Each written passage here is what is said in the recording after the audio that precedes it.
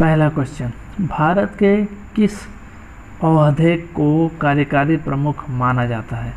आपका ऑप्शन है राष्ट्रपति, राज्यपाल, प्रधानमंत्री या फिर उच्च न्यायालय के प्रमुख न्यायाधीश। तो प्रधानमंत्री सही उत्तर हो जाएगा ऑप्शन नंबर सी। यहाँ पे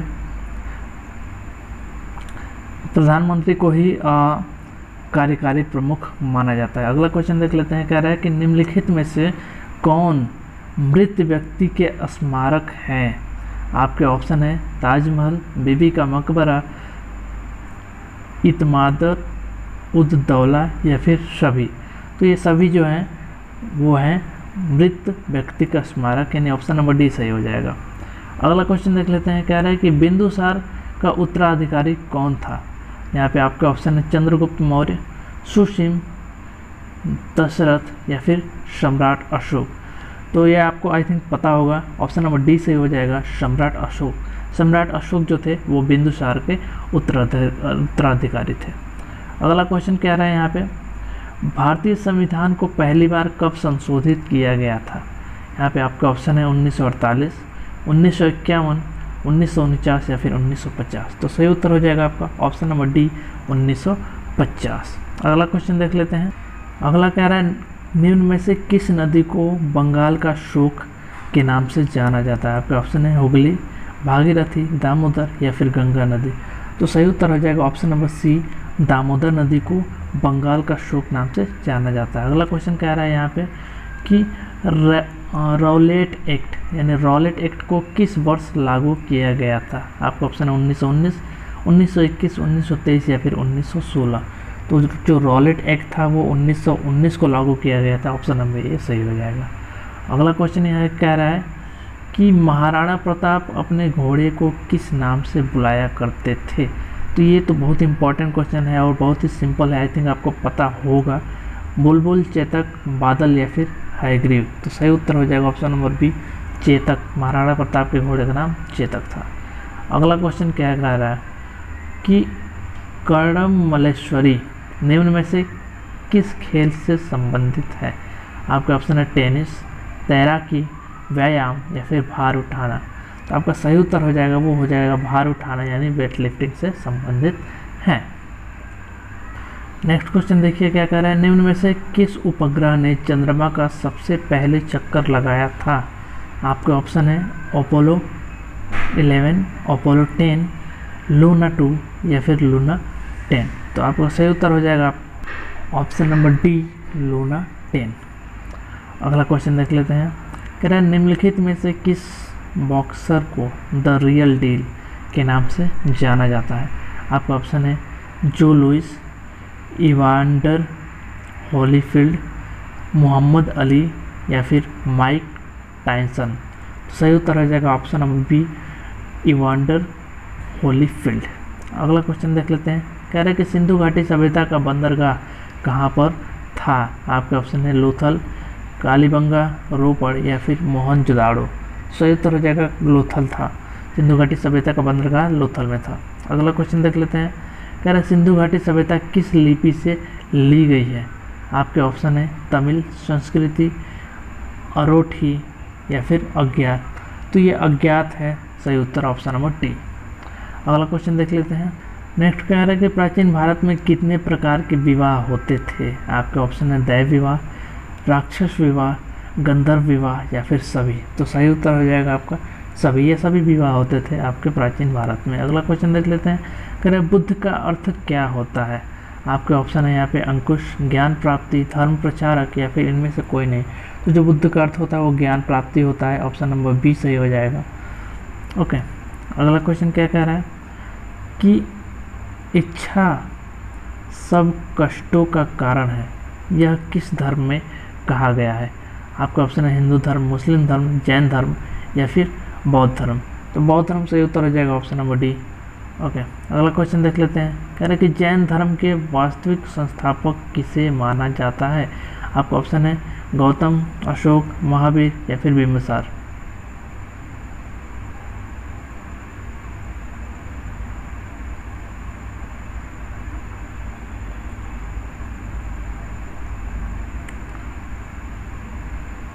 तो सही उत्तर हो जाएगा आपका यहाँ पे महावीर, ऑप्शन नंबर सी।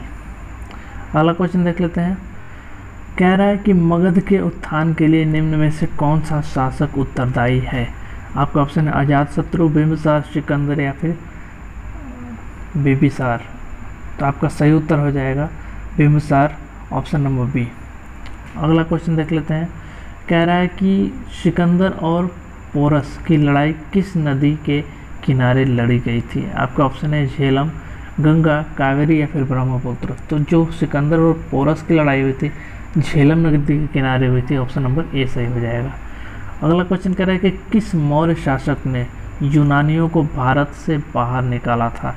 आपका ऑप्शन है अशोक, बिंबिसार, चंद्रगुप्त मौर्य या फिर चंद्रगुप्त विक्रमादित्य। तो सही उत्तर हो जाएगा आपका option number C, Chandragupta Maurya ने। अगला क्वेश्चन देख लेते हैं। कह रहा है कि अशोक के शिलालेखों में से निम्न में से किसकी जानकारी मिलती है। आपका ऑप्शन है विदेश नीति, जीवन वृत्ति, आंतरिक नीति या फिर उपरोक्त सभी। तो आपका सही उत्तर हो जाएगा ऑप्शन नंबर डी सही हो जाएगा, उपरोक्त सभी। सभी को अशोक के शिलालेखों की जानकारी मिलती है। आपके ऑप्शन नेक्स्ट क्वेश्चन देख लेते हैं। कह रहे हैं अशोक के शिलालेख किस लिपि में लिखे गए थे। तो आपके ऑप्शन है मगधी, संस्कृति, पाली या फिर ब्राह्मी। आपका सही उत्तर हो जाएगा वो हो जाएगा ब्राह्मी लिपि में लिखे गए थे, ऑप्शन नंबर डी। अगला क्वेश्चन देख लेते हैं। कह रहा है कि निम्न में से कौन सी विद्यापीठ सबसे पुरानी है। आपका ऑप्शन है नालंदा, तक्षशिला, विक्रमशिला या फिर इनमें से कोई नहीं। तो तक्षशिला जो विद्यापीठ है वो सबसे पुरानी विद्यापीठ है। अगला क्वेश्चन कह रहा है कि विक्रमादित्य को और किस नाम से जाना जाता है। तो आपका ऑप्शन है चंद्रगुप्त प्रथम, चंद्रगुप्त द्वितीय, स्कंदगुप्त या फिर समुद्रगुप्त। तो ऑप्शन नंबर बी सही हो जाएगा, चंद्रगुप्त द्वितीय के नाम से भी जाना जाता है विक्रमादित्य को। अगला क्वेश्चन देख लेते हैं। नेक्स्ट क्वेश्चन कह रहा है कि अजंता की गुफाएं किस काल से निर्मित की गई थी। आपका ऑप्शन है गुप्त काल, मौर्य काल, मुगल काल या फिर कुषाण वंश। तो सही उत्तर हो जाएगा गुप्त काल में ही आपकी अजंता की गुफाएं निर्मित की गई थी। अगला क्वेश्चन देख लेते हैं साथ ही साथ कि ऐहोल शिलालेख किससे संबंधित है। आपका ऑप्शन है पुलकेशन एक, पुलकेशन द्वितीय, हर्ष या फिर खारवेल। तो सही उत्तर हो जाएगा आपका ऑप्शन नंबर बी, पुलकेशन द्वितीय। अगला क्वेश्चन देख लेते हैं यहाँ पे। अगला क्वेश्चन क्या कह रहा है कि किसके शासनकाल में हेनसांग भारत आया था। यहाँ पे आपका ऑप्शन दे रहे हैं चंद्रगुप्त प्रथम, चंद्रगुप्त द्वितीय, हर्षवर्धन या फिर समुद्रगुप्त। तो सही उत्तर हो जाएगा ऑप्शन नंबर सी, हर्षवर्धन। अगला क्वेश्चन देख लेते हैं। कह रहा है कि दिल्ली का कुतुब मीनार किसके शासनकाल में पूरा हुआ था। आपके ऑप्शन है फिरोज शाह तुगलक, कुतुबुद्दीन ऐबक, इल्तुतमिश या फिर अलाउद्दीन खिलजी। तो सही उत्तर हो जाएगा ऑप्शन नंबर सी, इल्तुतमिश के शासनकाल में पूरा हुआ था। अगला क्वेश्चन देख लेते हैं। कह रहा है कि भारत की पहली महिला शासिका निम्न में से कौन थी। रानी लक्ष्मीबाई, नूरजहां, रजिया सुल्तान या फिर रानी रुद्रमा देवी। ऑप्शन नंबर सी सही हो जाएगा रजिया सुल्तान। अगला क्वेश्चन देख लेते हैं। कह रहा है कि उन्मुक्त माल्यद पुस्तक किस शासक के द्वारा लिखी गई थी। कृष्णदेव राय, अकबर, बाबर या फिर रजिया सुल्तान। तो आपका सही उत्तर हो जाएगा ऑप्शन नंबर एक, कृष्णदेव राय। नेक्स्ट क्वेश्चन देख लेते हैं। कह रहा है पानीपत का प्रथम युद्ध कब हुआ था।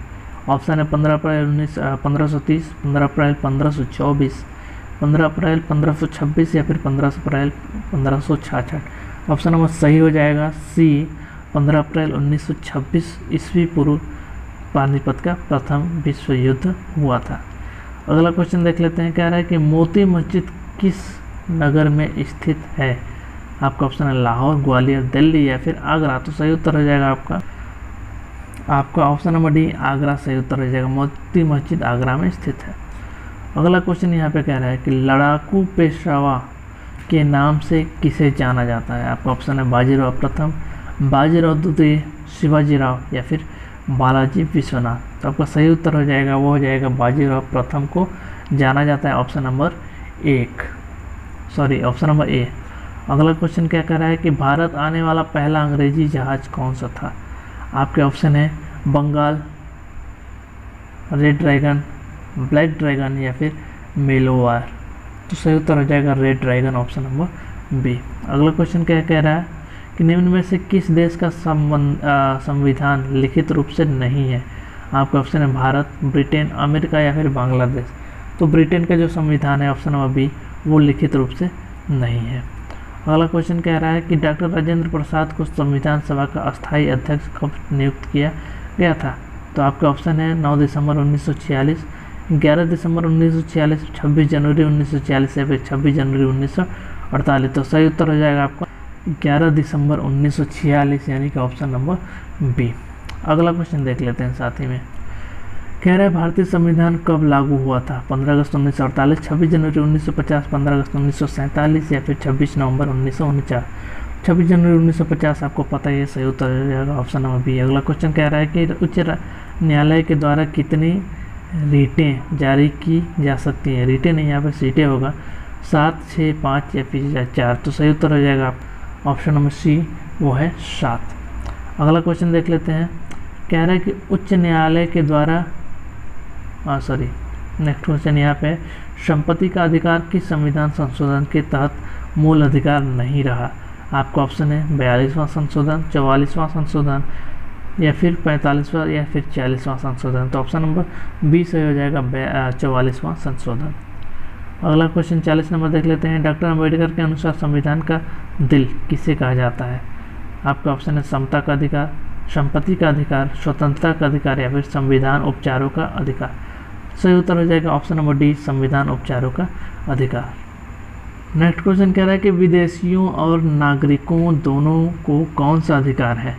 आपका ऑप्शन है राजनैतिक अधिकार, सिविल अधिकार, विधिक अधिकार या फिर मानवाधिकार। तो ऑप्शन नंबर सी सही हो जाएगा विधिक अधिकार।